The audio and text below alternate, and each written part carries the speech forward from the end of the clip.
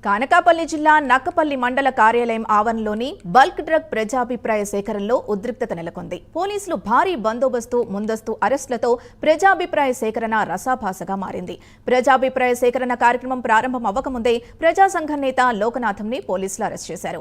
లోకనాథంను పోలీసులు వ్యాన్లో తీసుకెళ్తుండగా ప్రజా సంఘ నేతలు అడ్డుకున్నారు. దీంతో పోలీసులు, ప్రజా సంఘాల నేతల మధ్య వాగ్వాదం చోటు చేసుకుంది.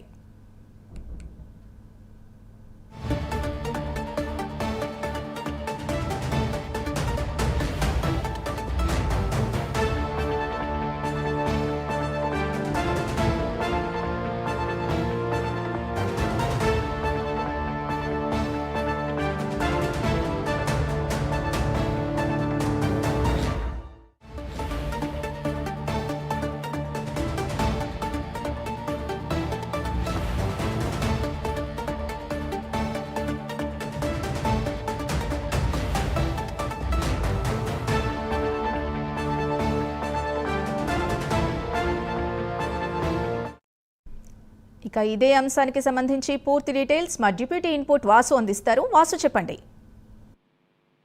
అనకాపల్లి జిల్లా ప్రజా శాఖలో తీవ్ర ఉధృత పరిస్థితి నెలకొంది. పోలీసు వలయంలోనే ఈ ప్రజా సేకరణ నిర్వహించాల్సి వచ్చింది. పోలీసు దిగ్బంధంతో మొత్తం మొత్తం నక్కపల్లి తహసీల్దార్ కార్యాలయం ఉండిపోయే పరిస్థితి ఏర్పడింది. ఆ నక్కపల్లి మండలం ఏటీఐఐసి కోసం భూమిని కోల్పోతున్నటువంటి భూ నిర్వాసితుల ప్రజాభిషేకం కోసం ఇవాళ కార్యక్రమం ప్రభుత్వం ఏర్పాటు చేసింది. ఇది రసాబసాగా మారిపోయింది. చాలా కాలంగా కూడా తమ భూములు ఇవ్వమని కూడా వీళ్ళు ఇప్పటికీ అనేక సార్లు ఆందోళన వ్యక్తం చేశారు. అయితే ఇవాళ ప్రజా ఉపయోగ కట్టుదిట్టమైన పోలీసు బందోబస్తు నర్మ ఏర్పాటు జరిగింది. బల్క్ డ్రగ్ ప్రాజెక్ట్ కోసం ప్రజా శాఖలను అడ్డుకుంటామని ముందుగానే వీళ్ళు హెచ్చరించడం జరిగింది. అయినప్పటికీ కూడా సిపిఎం, వైసీపీ ఇతర నాయకులు అందరం కూడా వీళ్ళు ఎక్కడ అడ్డుకుంటారని ముందుగానే గృహ నిర్బంధం కూడా చేయడం జరిగింది. కొంతమంది నాయకులను అరెస్ట్ చేసి వేరే స్టేషన్ తరలించడం, కొంతమందిని వాహనాలు తిప్పడం, ఇలాగ అనేక రకాలుగా ప్రజా శాఖను అడ్డుకుంటారని దీంతో వాళ్ళందరూ కూడా వివిధ పార్టీల నాయకులను కూడా ఇబ్బంది పెట్టే పరిస్థితి ఏర్పడని కూడా వాళ్ళందరూ కూడా ఆరోపించే పరిస్థితి అనిపిస్తుంది. తాము భూములు అయితే బల్క్ డ్రగ్ కంపెనీకి ఇవ్వమని తెగేసి చెప్పే పరిస్థితి ఏర్పడింది. చాలా కాలం నుంచి కూడా అదే చెప్తున్నారు. కానీ ఇవాళ బలవంతంగా భూసేకరణ చేపట్టడంతో వీళ్ళందరూ కూడా ఎదురు తిరిగే పరిస్థితి ఏర్పడింది. భూమి ఇచ్చి ఆరోగ్యాలు పోగొట్టుకోలేమని కాకినాడలో ఎక్కడో తరిమేసిన కంపెనీ ఇక్కడ తీసుకొచ్చి పెట్టే ఎంతవరకు తప్పని కూడా వాళ్ళందరూ కూడా తిరగబడే పరిస్థితి ఏర్పడింది. అయినప్పుడు కూడా పోలీసులు బలవంతంగా మనం చూడొచ్చు, ఒక్కసారి విజిల్స్ వాళ్ళందరూ కూడా బలవంతంగా అంతా కూడా ఎక్కించి అరెస్ట్ చేసి పోలీస్ స్టేషన్ కూడా తరలించడం జరిగింది.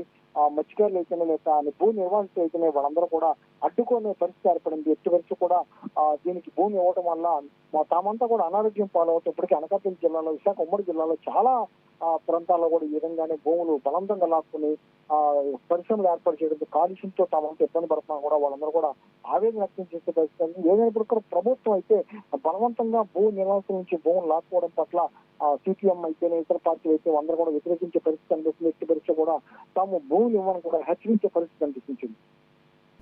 Thank you Vasu.